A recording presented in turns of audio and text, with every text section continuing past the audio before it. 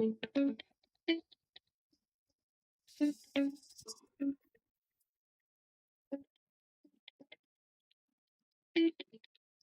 us see what is the current funding environment in Indian market.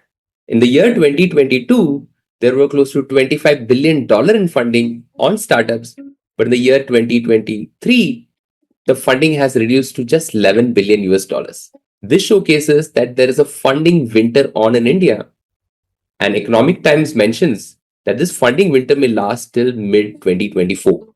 Secure Capital also highlights that durable growth with profitability is needed for improving investment prospect of Indian startups. Now let's look at what do the investors really look for before they decide on investing in a startup. Well, look at this analogy. When you are presenting to an investor, what you actually present is just a 25% of what you know. But what the investors are looking for is much deeper than that. What you present mostly is your problem, your solution, and how you're going to make the sales. But what investors are looking for is a long term potential from your product or service. Remember, they are in this game to make money. When an investor looks at a startup, they know that every investment they make will not succeed. So they will definitely try to hedge their bets. So when you make a pitch, you may talk about the great team that you have, a large problem that you're solving, and the unique solution that your startup has. But at the same time, the investors get interested in a startup when they are able to see a profitable and scalable business, a business that has a great opportunity size where they are solving a problem for a great number of people out there in the market, a business that has strong unit economics, a rock star kind of a team with team members who have expertise in solving a problem. They have a solid go to market strategy where they have a clear picture of how to position and create a public perception about their product or services in the market. Also, they have a clear idea about who their competitors are and create an uncontested marketplace by creating unique value proposition and clear competitive advantages. And finally, the investors want to see that the startup has a maturity to ask the right funding amount which they would be able to handle and invest in the right places. The final funding decision by an investor is made majoritively on the return on investment that he or she is able to make. They'll basically look at what is the business roadmap, what are the long term financial plans that the startup is having to make it profitable and scalable. They'll also do their due diligence in going through your term sheet and the available funds in the bank. This is how investors would finally judge should they invest in your startup or not. Now let's discuss what are the top 3 to 4 things that the investors look for in an early stage startup. First and foremost, they look for a great team. Does your startup have a great team where you have individuals with complementary skills who can come together and solve the problem effectively? They'll also look at a long term economic sustainability of your startup. They look at whether your startup has the potential to generate revenues consistently over a long period of time and become profitable in the near future. The investors will also look at, is there a real customer need for the product or service that you're offering? How strong is the demand among the customer to get their problems solved? Finally, the investors will also look at the potential of your startup to build an innovative solution that can scale exponentially. Now let's discuss, what do early stage startups require funding for? Well, an early stage startup require funding for their product development, their market research, their operational costs that they have to incur on day-to-day basis. For hiring a good team, they also require investment for testing and validation of their product and service in the market with real potential customers.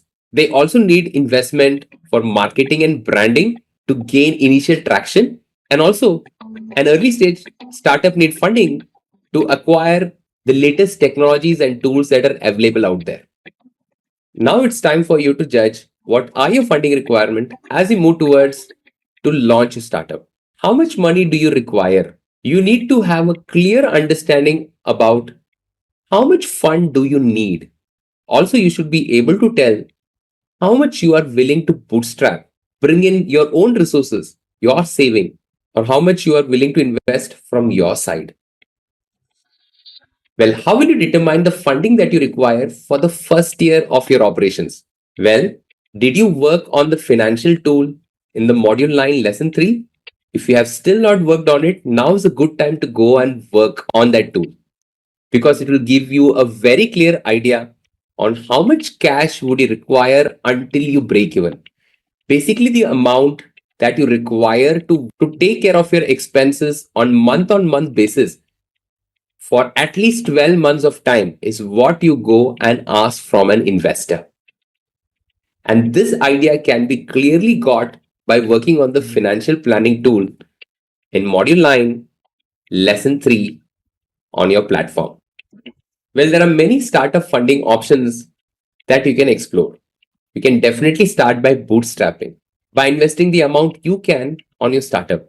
You can also look for funds from your friends and families because they would trust you at this early stage of your startup.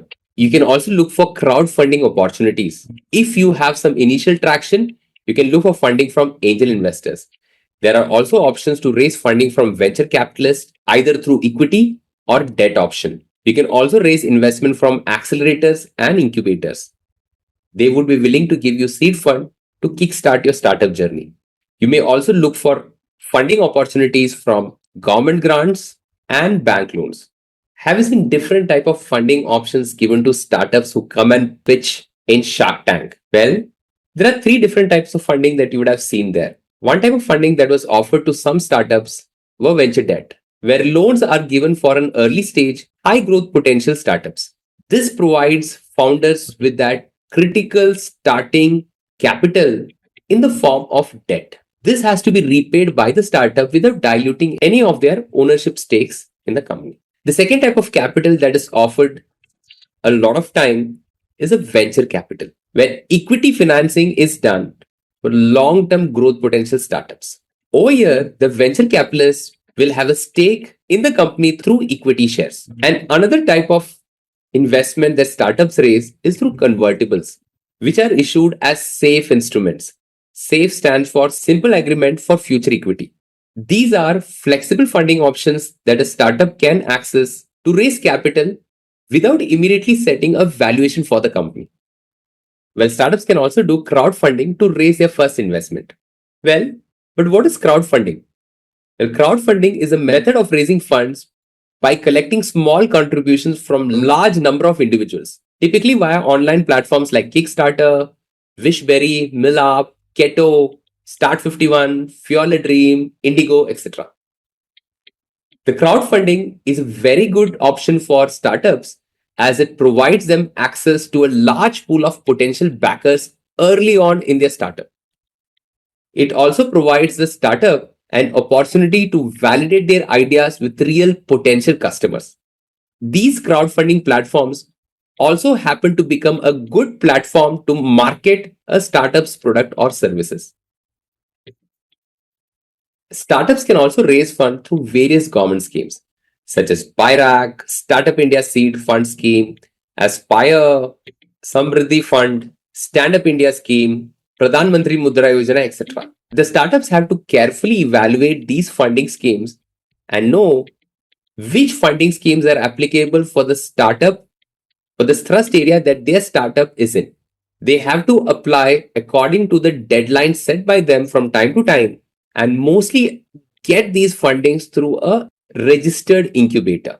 One important thing to notice here is that funding come to a startup according to their stage and maturity level.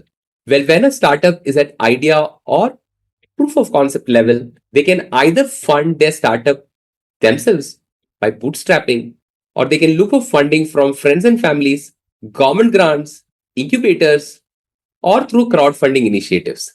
When the startup reaches an MVP or pre launch stage, now they can access funding from angel investors, seed funds, grants, incubators, accelerators, and also crowdfunding initiatives. Now, when the startups have some initial traction, now there are much more funding opportunities open for them. Now they can look at angel investors, especially those super angel investors, accelerators, venture capitalists who are willing to invest in equity or debt. Now, as the startups grow, mature, and hit the growth stage, they can look for raising large amount of funding from venture capitalists and private equity firms.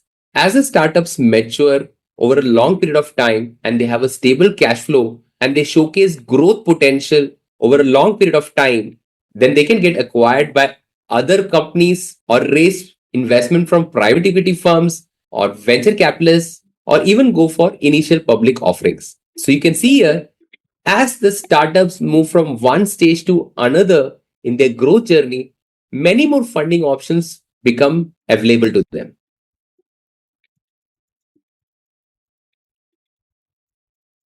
As even you move ahead in your startup journey, prepare your answers to these critical investor questions that you may face. One of the first questions that you may face are, what are your expected revenues in year one and year two? What are your current sources of funding? What are your burn rate and runway? When do you anticipate becoming profitable? How much capital are you raising? And why is that specific amount? They may also ask questions like, what milestones do you plan to achieve with this round of funding? What is the preferred mode of funding, debt or equity, and why? So be prepared to answer these critical questions that investors may raise when you go to them for funding.